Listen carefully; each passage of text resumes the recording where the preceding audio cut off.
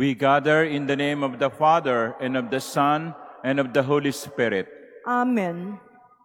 The Lord be with you. And with your spirit. My dear brothers and sisters, we gather in thanksgiving to God for continuously guiding the Church, the mystical body of Christ, the sacrament of salvation. A happy, peaceful, and prosperous New Year to all of you.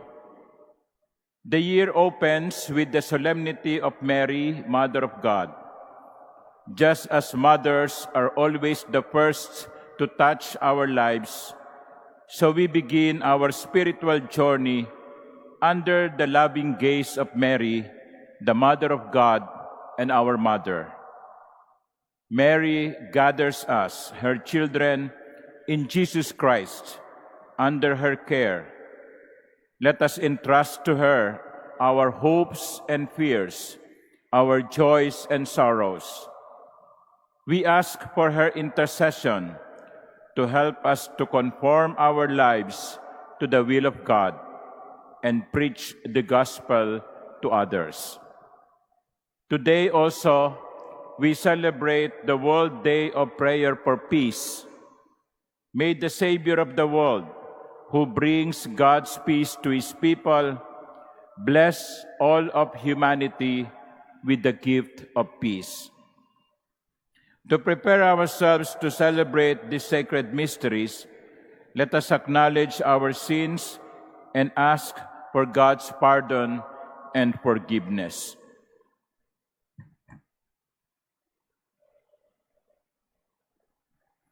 I confess to Almighty God and to you, my brothers and sisters, that I have greatly sinned in my thoughts and in my words, in what I have done and in what I have failed to do, through my fault, through my most grievous fault. Therefore I ask Blessed Mary, ever Virgin, all the angels and saints, and you, my brothers and sisters, to pray for me to the Lord our God. May Almighty God have mercy on us, forgive us our sins, and bring us to everlasting life. Amen.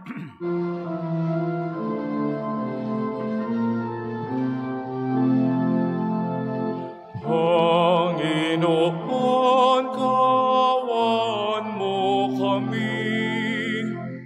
Panginoon, kawan mo kami. Kristo, kaawaan mo kami. Kristo, kaawaan mo kami. Panginoon, kaawaan mo kami.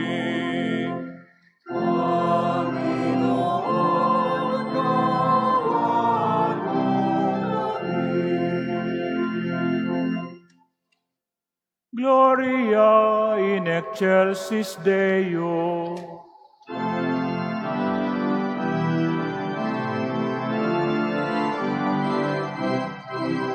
Papuri sa Diyos, papuri sa Diyos, sa kaitaasan, papuri sa Diyos, at sa luma'y kapayapaan, sa mga taong kinalulugdan niya, pinupuri ka namin, inaalala ka namin, sinasamba ka namin, ipinagpupunying ka namin.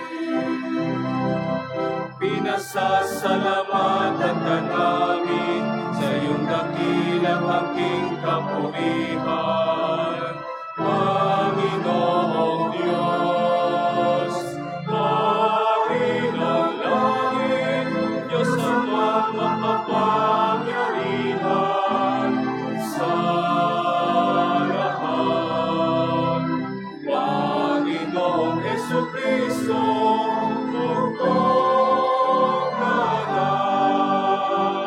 Panginoong Diyos, Kordero ng Diyos, Anak ng Ama.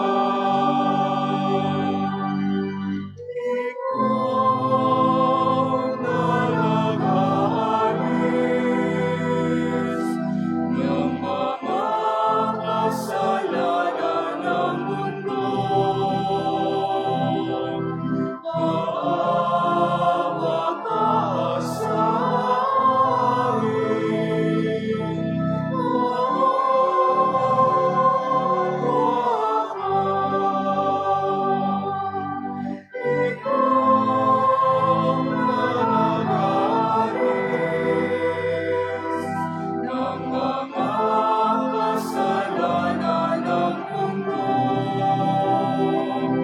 tanggapin mo ang aming kahilingan, ito na naluklok sa kanan ng Ama.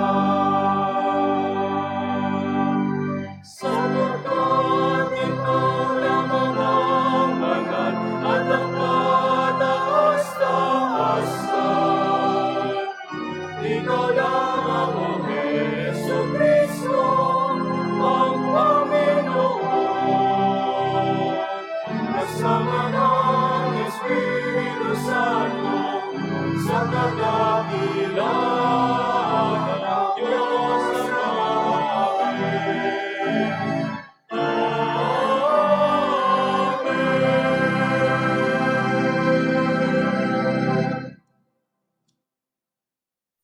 Let us pray.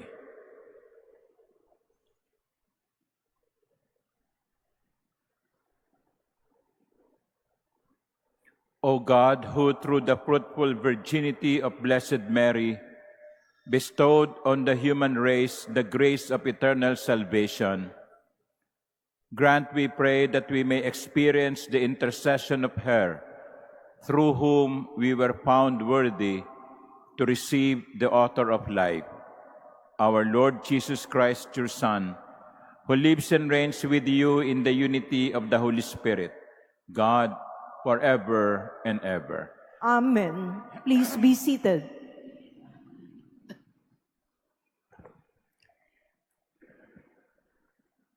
A reading from the book of Numbers. The Lord said to Moses, "Speak to Aaron and his sons and tell them, This is how you shall bless the Israelites. Say to them, the Lord bless you and keep you. The Lord let his face shine upon you and be gracious to you. The Lord look upon you kindly and give you peace.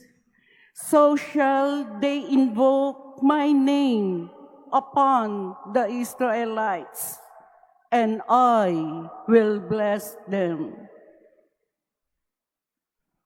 The word of the Lord. Thanks be to God.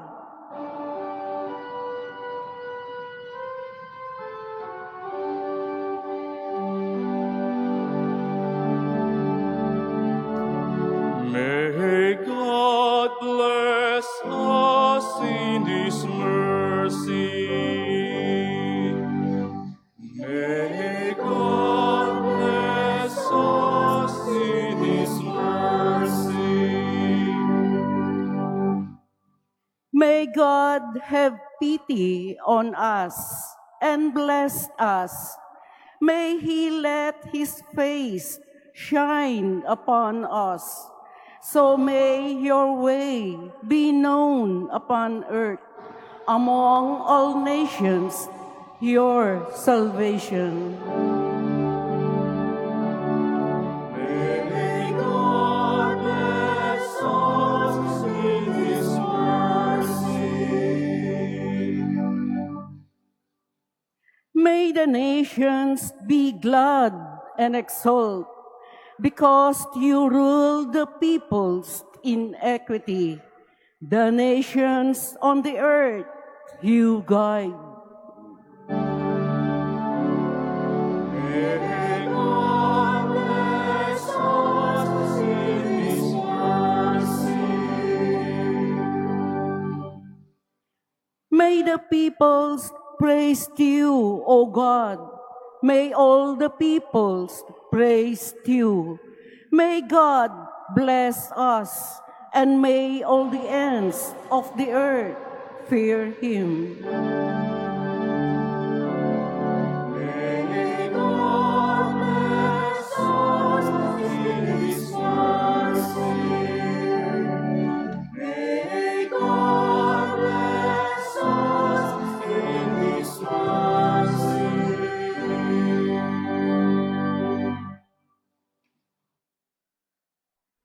A reading from the letter of St. Paul to the Galatians. Brothers and sisters, when the fullness of time had come, God sent His Son, born of a woman, born under the law, to ransom those under the law, so that we might receive adoption as sons. As proof that you are sons, God sent the Spirit of His Son into our hearts, crying out, Abba, Father. So you are no longer a slave, but a son, and if a son, then also an heir through God. The word of the Lord. Thanks be to God. Please stand.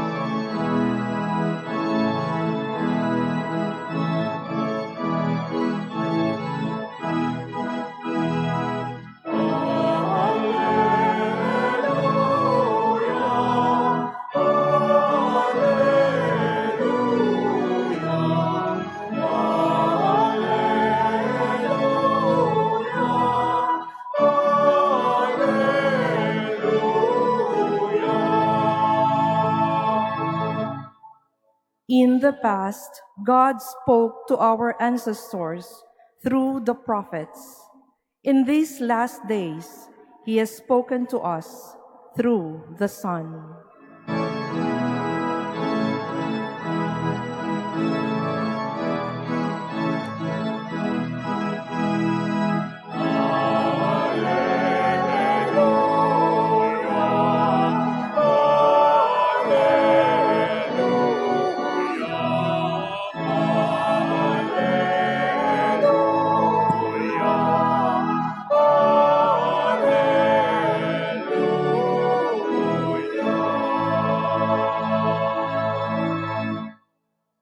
The Lord be with you. and with your spirit. A reading from the Holy Gospel according to Luke.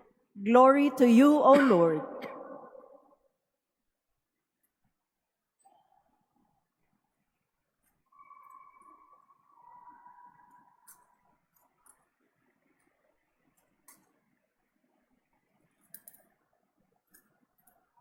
The shepherds went in haste to Bethlehem and found Mary and Joseph and the infant lying in the manger.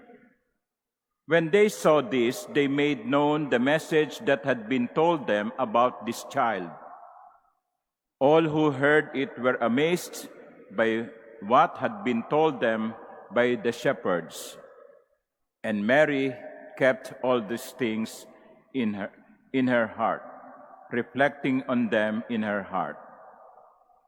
Then the shepherds returned, glorifying and praising God for all they had heard and seen, just as it had been told to them.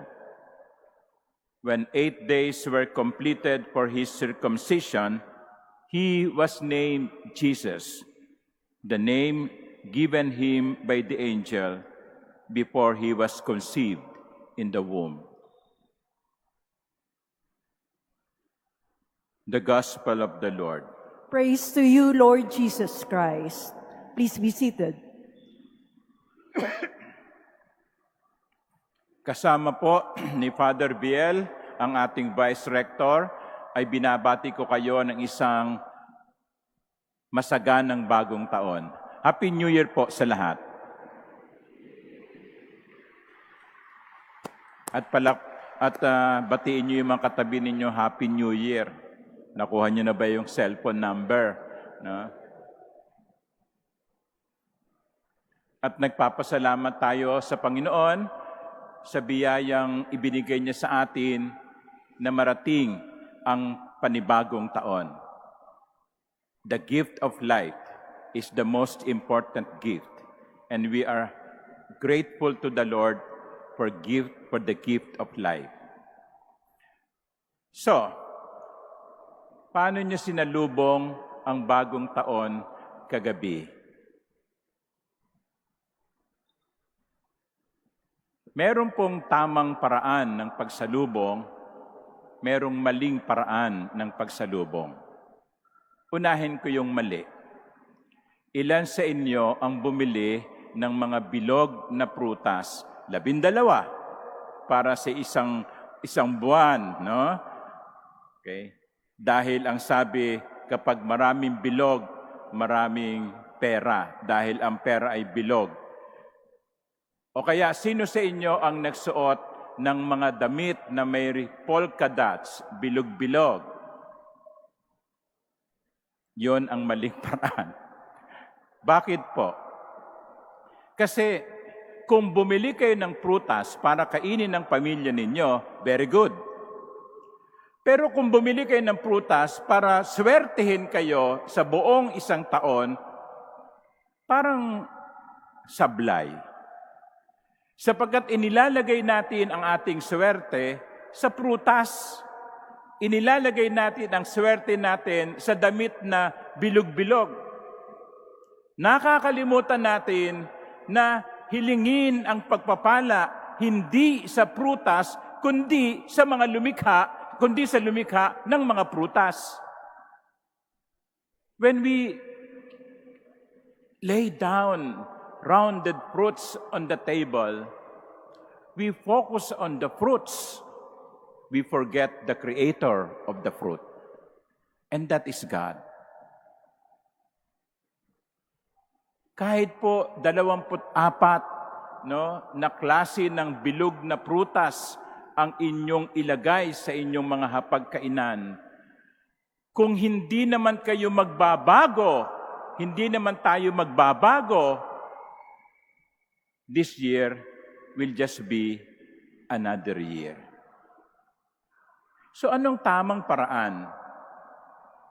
Anong tamang paraan sa pagsalubong ng bagong taon?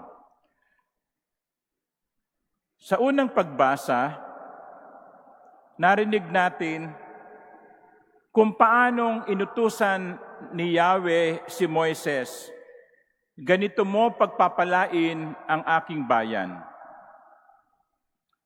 Say to them, the Lord bless you and keep you. The Lord let His face shine upon you and be gracious to you. Sinasabi dito sa panalangin ito na ang pagpapala ay nagmumula sa Diyos. Ang Diyos ang magbibigay ng biyaya. Ang Diyos ang magtatangkilik sa atin. At sabi ni Moises, nawa ay ipakita ng Diyos ang kanyang mukha at siya'y maging mapagpala sa iyo. The Lord let His face shine upon you. Hayaan nawa ng Diyos na ipakita niya ang kanyang mukha sa iyo. Ano pong ibig sabihin ng pangungusap na iyon? Ipakita ang mukha. Alam nyo, kapag binasa natin ang Lumang Tipan, katulad ng karanasan ni Moises, ang Diyos ay nagpakita sa kanya. Sa Lumang Tipan, kapag ang Diyos ay tinignan mo ng iyong mga mata, ikamamatay mo ito.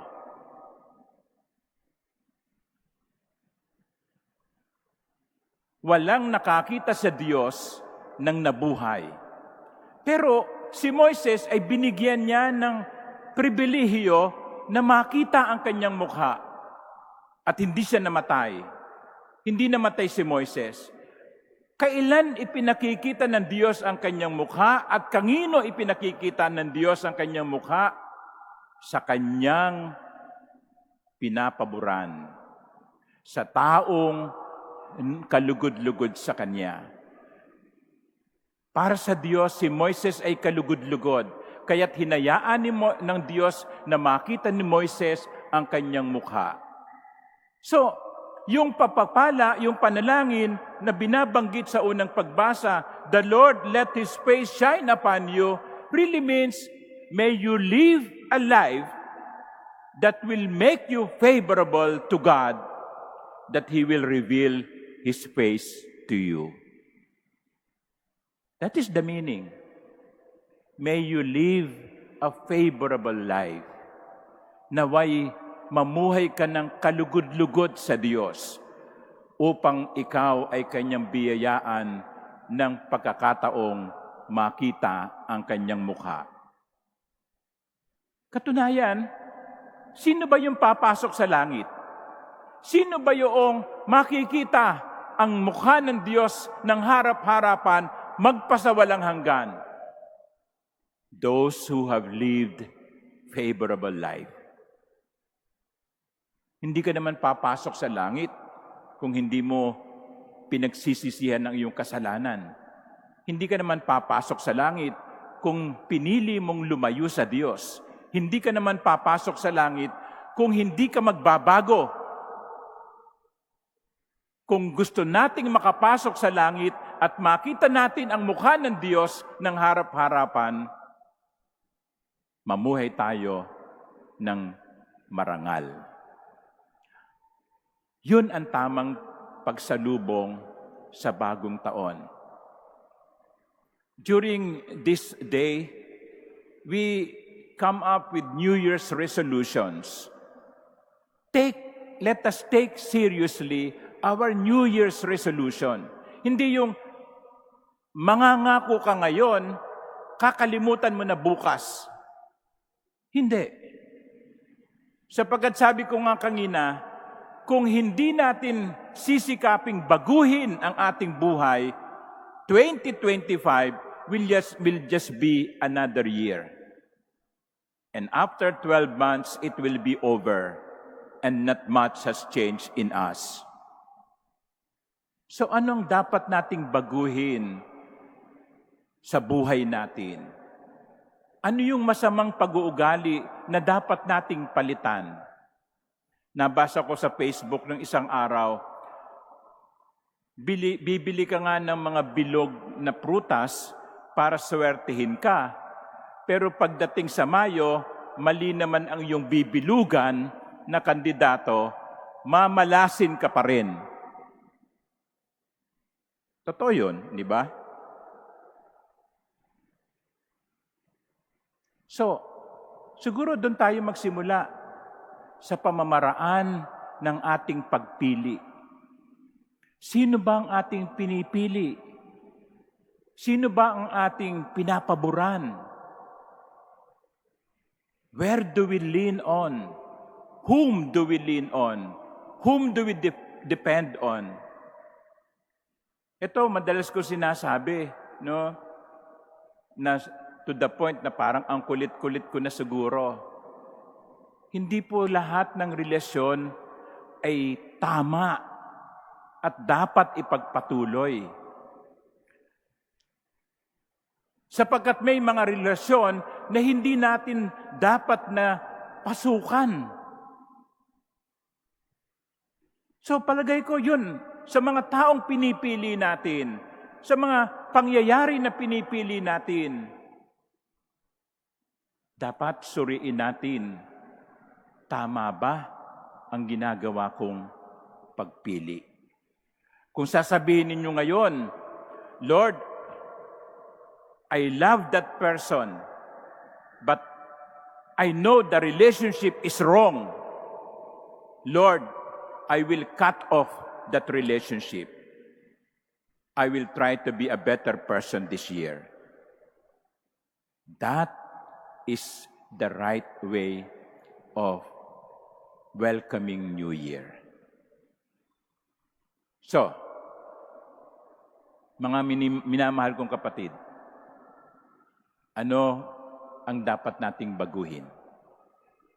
Sa pananaw natin, sa ugali natin, sa mga pakikitungo natin. Sapagkat, sabi ko nga, magsuot man kayo ng mga polka dots, butas-butas naman kayo, wala rin. Butas-butas naman tayo, sapagkat mali tayong lagi ng pinipili. And here, we have the example of the Blessed Mother. She made the right choice. She had her plans, but when God gave her plan, His plan to her, Mary made the right choice. Kaya nga, mga minamahal kong kapatid, hilingin natin ang panalangin ng mahal na ina. Sa pagsisimula natin ng bagong taon, mahal na ina, turuan mo akong pumili ng tama. Turuan mo akong magpasya ng ayon sa kalooban ng Diyos at hindi ayon sa kagustuhan ko. Uulitin ko, may maling paraan ng pagsalubong, may tamang paraan. Piliin natin ang tama. Amen.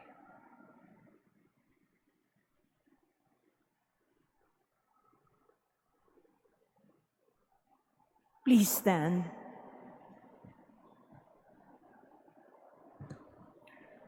Together we profess our faith. I believe in one God, The Father Almighty, maker of heaven and earth, of all things visible and invisible. I believe in one Lord Jesus Christ, the only begotten Son of God, born of the Father before all ages, God from God, light from light, true God from true God, begotten not made, consubstantial with the Father. Through Him all things were made. For us men and for our salvation, He came down from heaven, and by the Holy Spirit was incarnate of the Virgin Mary and became man. For our sake He was crucified under Pontius Pilate. He suffered death and was buried, and rose again on the third day in accordance with the Scriptures. He ascended into heaven and is seated at the right hand of the Father. He will come again in glory to judge the living and the dead, and His kingdom will have no end. I believe in the Holy Spirit, the Lord, the giver of life, who proceeds from the Father and the Son, who with the Father and the Son is adored and glorified, who has spoken through the prophets. I believe in one holy, Catholic, and Apostolic Church. I confess one baptism for the forgiveness of sins, and I look forward to the resurrection of the dead and the life of the world to come. Amen. On this first day of the year, our hearts are full of hope that all our dreams may come true, and especially that all peoples and families may enjoy real and lasting peace. Let us ask the Lord for this special gift. Our response would be, Lord, hear our prayer. Lord, hear our prayer. That the Pope, bishops, and priests may strive to be messengers of peace to the people entrusted to their care. Let us pray to the Lord. Lord, hear our prayer.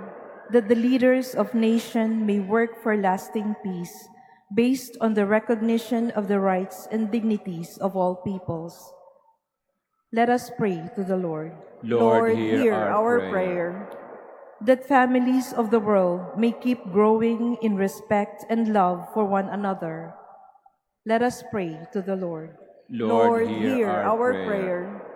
That each one of us may preserve the Spirit of God within our hearts, so that at all times we may be sowers of peace around us. Let us pray to the Lord. Lord, hear our prayer. That all of us may, throughout the year, turn to Mary, so that led by her we may get closer to her Son. Let us pray to the Lord. Lord, hear our prayer. In the silence of our hearts, let us pray for our intentions and the intentions of all who ask for our prayers.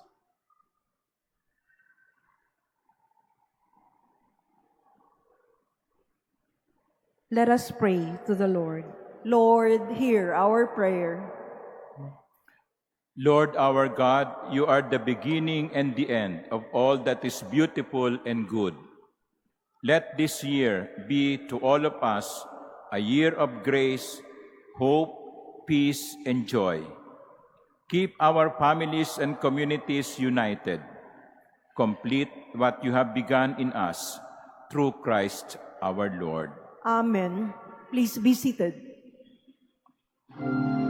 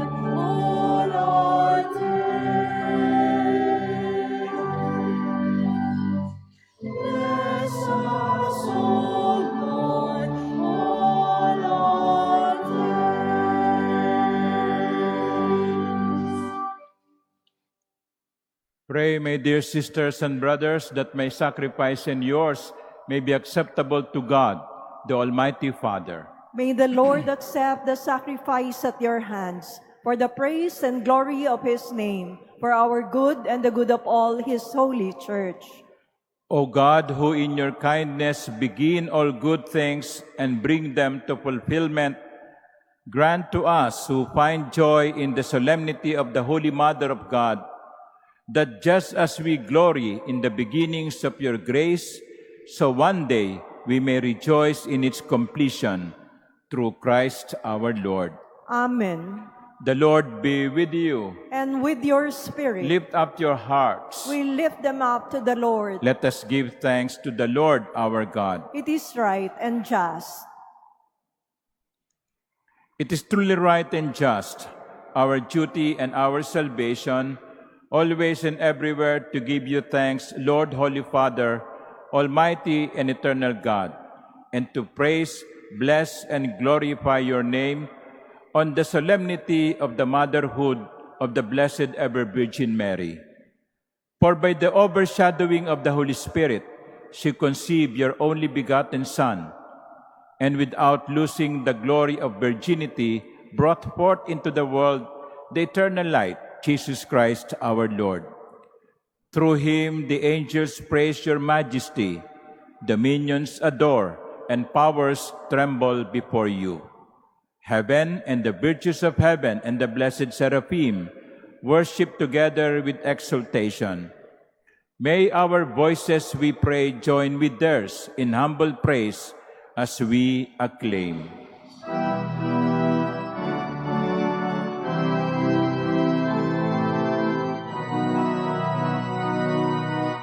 Santo, Santo, Santo, Panginoon Diyos sa kagalawan, napupuno ang langit at lupa ng kadakilaan mo. Hosana, Hosana, Hosana sa kaitaasan. Hosana, Hosana, Hosana sa kaitaasan. Pagumahon ang natin sa ngalan ni kagunawan. Hosana, Hosana, Hosana sa kaitaasan. Hosana, Hosana, Hosana sa kaitaasan.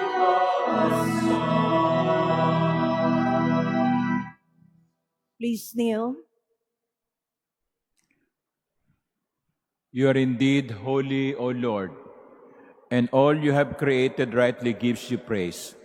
For through your Son, our Lord Jesus Christ, by the power and working of the Holy Spirit, you give life to all things and make them holy. And you never cease to gather a people to yourself, so that from the rising of the sun to its setting, a pure sacrifice may be offered to your name. Therefore, O Lord, we humbly implore you, by the same Spirit graciously make holy these gifts we have brought to you for consecration, that they may become the body and blood of your Son, our Lord Jesus Christ, at whose command we celebrate these mysteries.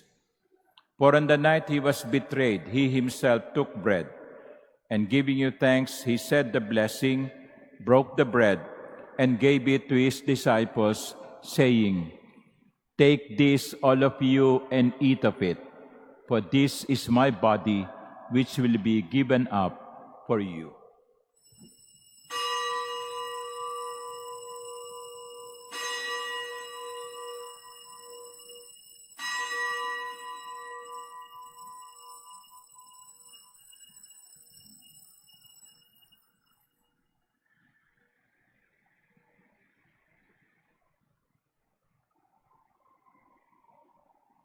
In a similar way, when supper was ended, he took the chalice, and giving you thanks, he said the blessing, and gave the chalice to his disciples, saying, "Take this, all of you, and drink from it. For this is the chalice of my blood, the blood of the new and eternal covenant, which will be poured out for you and for many for the forgiveness of sins. Do this in memory of me."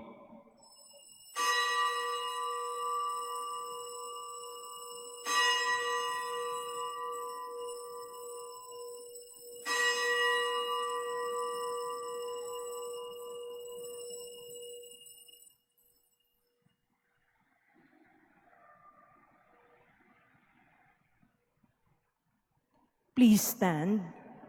The mystery of faith.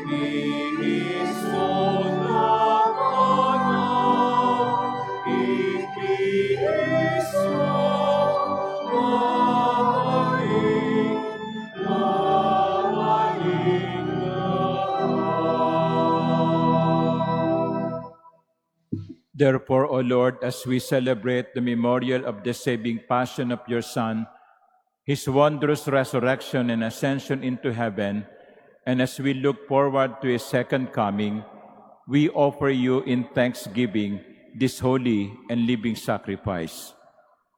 Look, we pray, upon the oblation of your church, and recognizing the sacrificial victim by whose death you willed to reconcile us to yourself, grant that we who are nourished by the body and blood of your Son and filled with his Holy Spirit may become one body, one spirit in Christ. May he make of us an eternal offering to you, so that we may obtain an inheritance with your elect, especially with the most blessed Virgin Mary, Mother of God, with blessed Joseph, her spouse, with your blessed apostles and glorious martyrs, and with all the saints. On his constant intercession in your presence, we rely for unfailing help. May this sacrifice of reconciliation, we pray, O Lord, advance the peace and salvation of all the world. Be pleased to confirm in faith and charity your pilgrim church on earth, with your servant Francis, our Pope, and Jose, our Bishop, the order of bishops, all the clergy, and the entire people you have gained for your own. Listen graciously to the prayers of this family whom you have summoned before you. In your compassion, O merciful Father, gather to yourself all your children scattered throughout the world.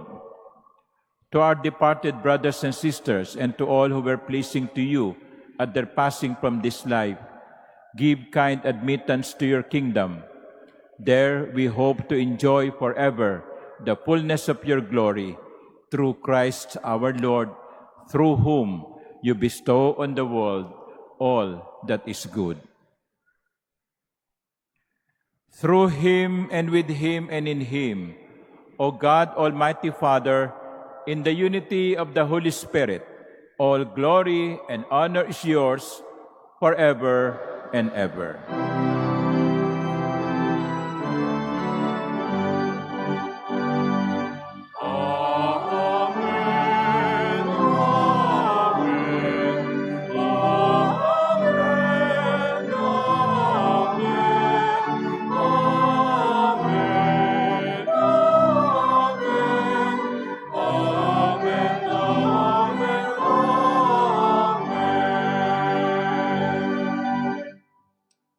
With gratitude in our hearts for the blessings that we receive, let us call on our Father in heaven as we pray.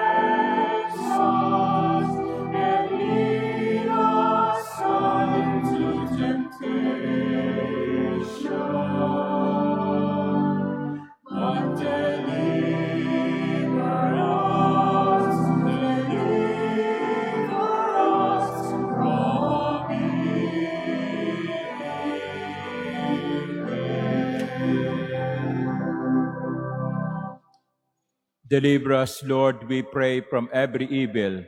Graciously grant peace in our days, that by the help of your mercy, we may be always free from sin and safe from all distress, as we await the blessed hope and the coming of our Savior, Jesus Christ.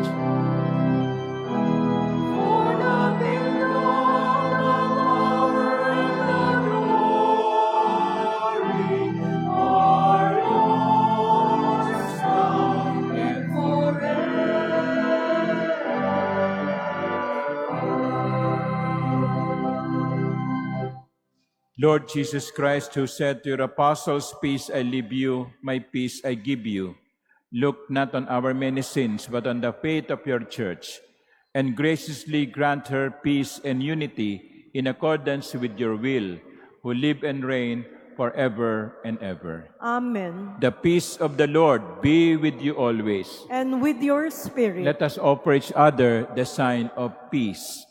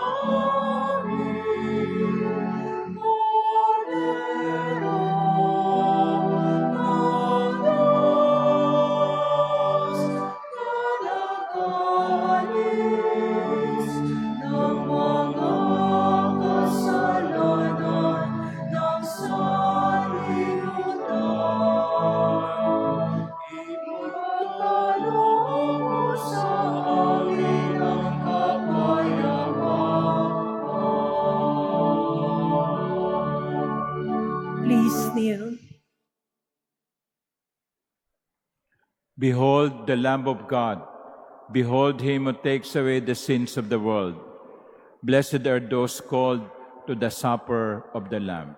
Lord, I am not worthy that you should enter under my roof, but only say the word, and my soul shall be healed.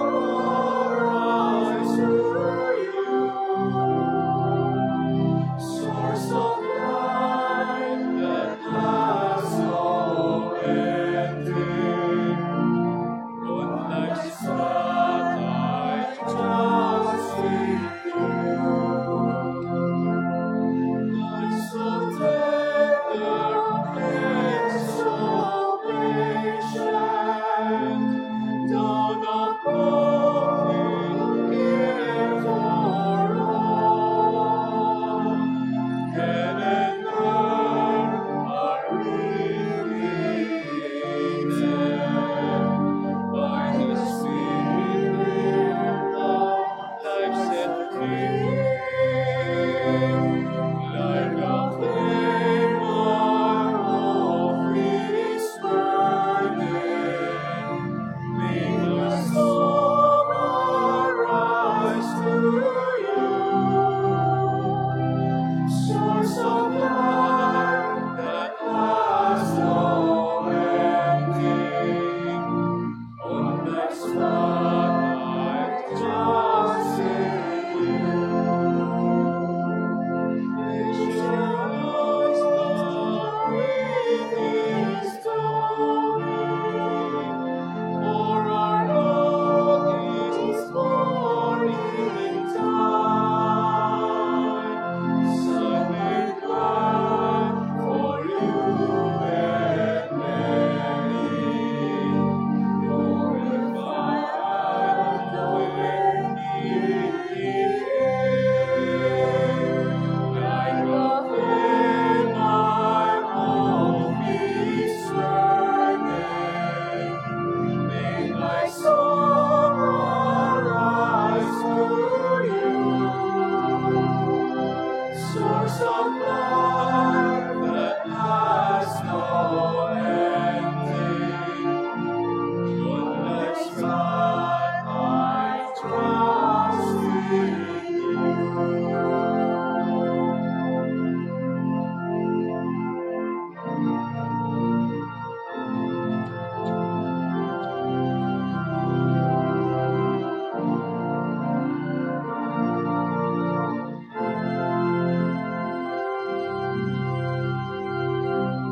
Masdan mo ang ligas ng pag-asa at ang awit na may pakinggan. Tunay na ating makakamtan ang buhay na walang hanggan. Bawat lahi, wika at bayan, ang salita mo ang siyang ilawan. Landas langit maliligaw, sa iyong anak ang daay natatanaw. Masdan mo ang ligas ng pag-asa at ang awit na ipakinggan, na tunay nating makakamtan. Bagong buhay na walang hanggan, aming Diyos na mapagkumbaba. Lumikha ng langit at lupa,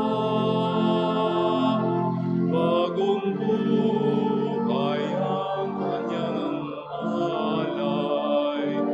Nang sa piling niya muli tayong mabubuhay, masdan mo ang ligas ng pag-asa at ang awit na ipakinggan, na tunay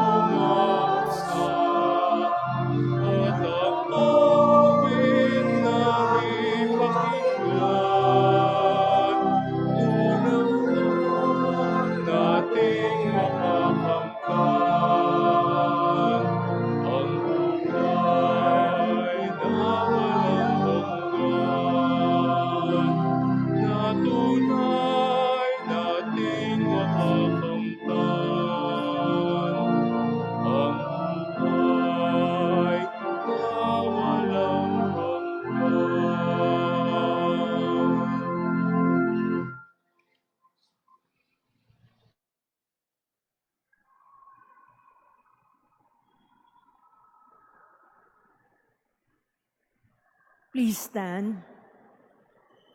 Let us pray. We have received this heavenly sacrament with joy, O Lord. Grant, we pray, that it may lead us to eternal life. For we rejoice to proclaim the Blessed Ever Virgin Mary, Mother of your Son and Mother of the Church, through Christ our Lord. Amen. First of all, I would like to thank you for coming to the Manila Cathedral and joining us in this Eucharistic celebration, especially those who are first-timers. So sa mga bagong salta, mga ngayon pa lang nakapasok ng Manila Cathedral at yung mga galing pa sa mga malalayong lugar, welcome po sa Inang Simbahan. Palakpakan po natin sila.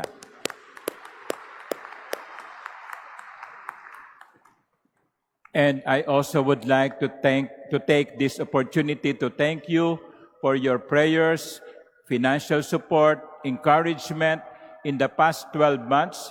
And we are heartened very much. Our hearts are full. Father Viel and I are very grateful for the encouraging words that you sent us online or even in person. So maraming salamat po sa inyong kabutihang loob. Palakpakan po ninyo ang isa't isa.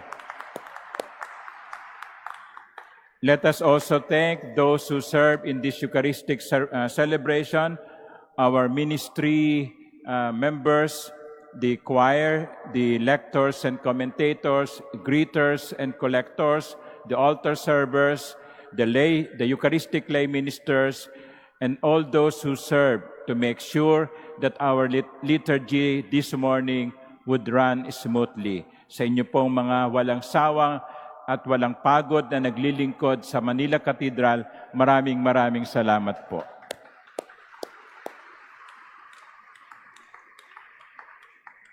Today, being a Wednesday, we will have our regular Wednesday Family Rosary tonight at 9 in the evening. And the host of our weekly Rosary will be the community of the Immaculate Heart of Mary Parish in UP Village, Quezon City. So if you would like to join the Rosary, please log on your Facebook page and look for the account of the Manila Cathedral. It will be live streamed at 9 p.m. The Lord be with you. And with your spirit. Bow for the blessing. May God, the source and origin of all blessing, grant you grace, pour out His blessing in abundance, and keep you safe from harm throughout the year.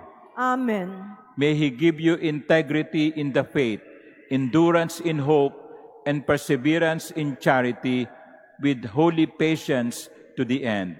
Amen. May He order your days and your deeds in His peace, grant your prayers in this and in every place, and lead you happily to eternal life. Amen. And may Almighty God bless all of you who are gathered here, the Father and the Son and the Holy Spirit. Amen. Go in peace, glorifying the Lord by your life. Thanks be to God. Alma Redemptoris Mater, que per via celi porta manes, et stella maris succurri cadenti, surgere qui curat omnia, tuque genuisti, natura mirante, tuum sanctum genitore, Virgo prius apusterius, Gabrielis sabore, sumen siludave, peccatorum miserere.